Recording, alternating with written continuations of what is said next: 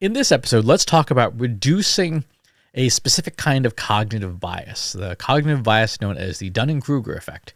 The Dunning Kruger effect is a cognitive bias. It's a thing that we believe that is incorrect, whereby people who have relatively low ability or expertise or experience with a particular domain of knowledge tend to overestimate or dramatically overestimate their knowledge or ability. We see this made fun of a lot in business and management, people being referred to as pointy-haired bosses, and saying things like, well, if I don't understand something, it must be easy. Or people having just unfounded confidence in doing something. They look at a task and they say, oh, that must be easy. I can do that. And obviously, this can go very badly, right?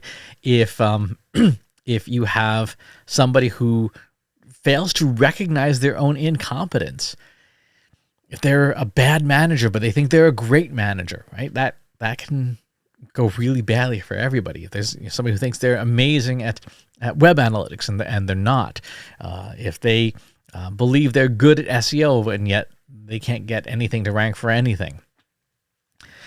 If they believe that they are empathetic or they are well-loved and they're not. Those are all examples of Dunning-Kruger effect. Counteracting it is very, very difficult.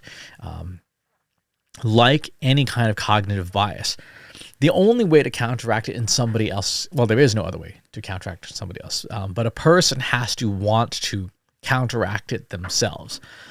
And that requires a certain degree of self-awareness that not a lot of people have, myself included. The thing that I try to do to reduce it as much as I can is with specificity, right? If I look at a task or a domain of knowledge, and my first instinct is that unfounded confidence, I can do that. I ask myself, well, how would I do that? Right? Something like a part of my vacuum cleaner breaks. I can figure that out. How? Well, first I'll take it apart and I guess figure out and see what's wrong. I think that's a pretty clear indicator that I don't have the specific knowledge I need to actually make that change. And it's a sign that Dunning-Kruger effect is occurring in me. On the other hand, if I see my email open rates are down 5%, again, I get the feeling, oh, I can fix that. But now I have a list. Okay, first I'm going to check the deliverability numbers. I'm going to check Google Postmaster tools. I'm going to check my DMARC reports. I'm going to see if I've been blacklisted anywhere. I'm going to check the dynamic blacklists, all these things.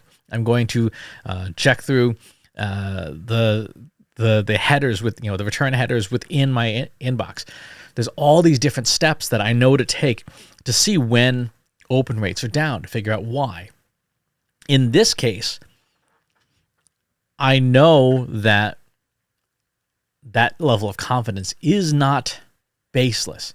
There is good reason for me to have that level of confidence because I have that level of specifics to say, here's how I know how to solve this problem. Now, is there room for improvement? Of course, there's always room for improvement. But at the very least, I can feel somewhat assured that I have specific knowledge to diagnose that problem, specific knowledge that yields that confidence that says, yeah, this is a problem that I can solve.